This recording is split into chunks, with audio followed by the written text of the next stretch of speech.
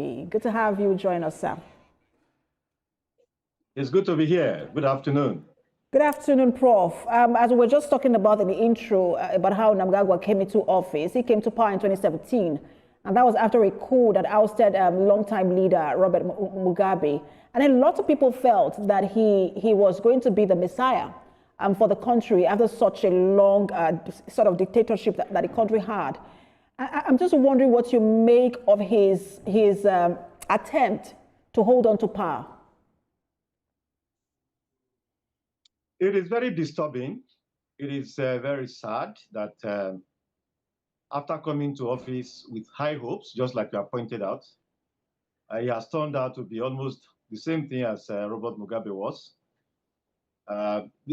Zimbabwe used to have a constitutional provision that made the term for the president 6 years, and there was no term limit until 2013 when they reviewed the constitution, and they made it 5 years with 2 terms limit. That would have made Mnangagwa to leave office in 2028. Now they are trying to adjust the things so that the man can continue to 2030. And he's 83 years of age. So when one looks across Africa, one would say that, one has a feeling of deja vu, because we have several African countries where this has happened. But it is very disturbing and a setback for democracy in that country. And of course, apart from even the terms, the 7 years is like a setback. They were 6 years before, moved to 5 years, and now they're not going to 7 years. It's setback.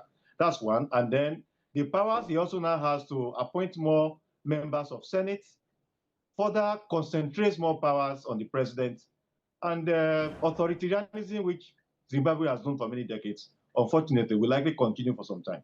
And one of the provisions or the proposals that I find very interesting, Prof, is that the president will be chosen by members of parliament rather than in a direct vote, and then could serve a maximum of 2 7-year terms. I'm wondering, especially the part that has to do with parliament deciding on who the president should be and not, direct vote. I know there are countries that practice parliamentary system, but that was in Zimbabwe at first. What do you also make of that? It looks like a contradiction, really, because Zimbabwe, as much as we know, is not does not practice parliamentary system of government. They are trying to bring a hybrid of parliamentary and presidential, which is certainly odd. And what they want to do is to take powers away from the people, and then so that parliamentarians will just choose anyone the president wants, or go the direction of the president. It is really disturbing because democracy as we know it, they are just deviating from it.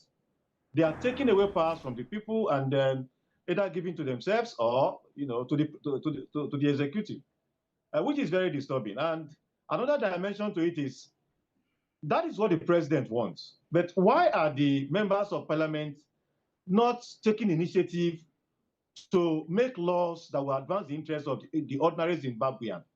Why is it so easy that the president is able to influence members of parliament? All these changes that we are seeing across Africa, it's not something that is good, and is a setback for democratic advancement, not just in Zimbabwe, but in several African countries where they have tried to do something like this. Prof, I was just saying to myself some days ago that I cannot wait for the end of the year when we start to see a release of the democracy index for 2026 and what it will look like for Africa. But in Zimbabwe, do you see President Mnangagwa facing legal or political challenges strong enough to deter him or his party? I don't think so. The opposition is fractured, and they're unable to put their hands together to be able to challenge the ZANU-PF, which has dominated the political space in Zimbabwe since 1980. And so, since the majority of the members of parliament are ZANU-PF members, and the opposition is almost in disarray, where would the challenge come from? And so, all of those provisions will likely be approved. And that will be very, very sad for democratic advancement in Zimbabwe, because it means that Mnangagwa, who was born in 1942, is already 83, will continue to 2030.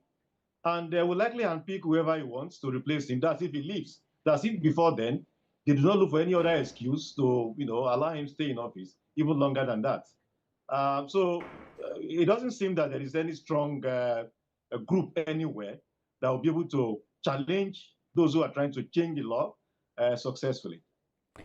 And Prof, you mentioned earlier about the constitutional amendments or manipulations that we've seen across Africa in recent times. Presidents calling for third term or tenure elongation.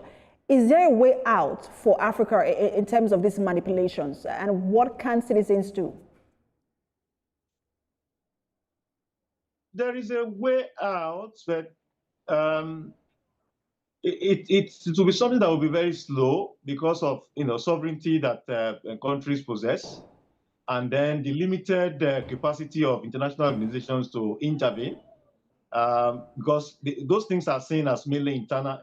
If laws are properly made and they are not laws that maybe introducing genocide or something, it limits the capacity of international organizations to intervene. But the AU can do a whole lot. Much that can be achieved can come more from the AU than any other source. They meet, from time to time. They should tell themselves the hard truth that this is not good for Africa. It is not good for them. It is not good for their countries. It is not good for democratic advancement on the continent. It's at that level, really, that they will be able to achieve, do something positive, but more at the level of persuasion, because the AU cannot go and intervene militarily in a country where the laws are being changed by the people themselves. So a whole lot rests with what the people themselves want to do, the representatives, people in parliament, people in the courts, and all that. Those are the ways by which all of these things can be attended to, such that they don't go to the extreme.